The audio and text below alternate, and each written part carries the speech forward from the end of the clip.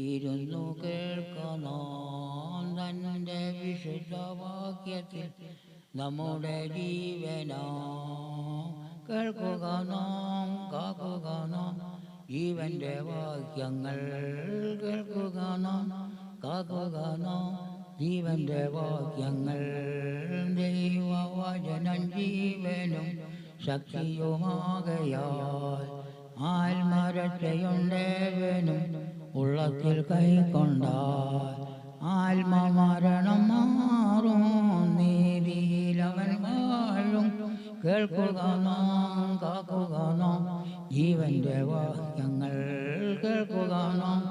കാക്കുക നാം ജീവന്റെ വാക്യങ്ങൾ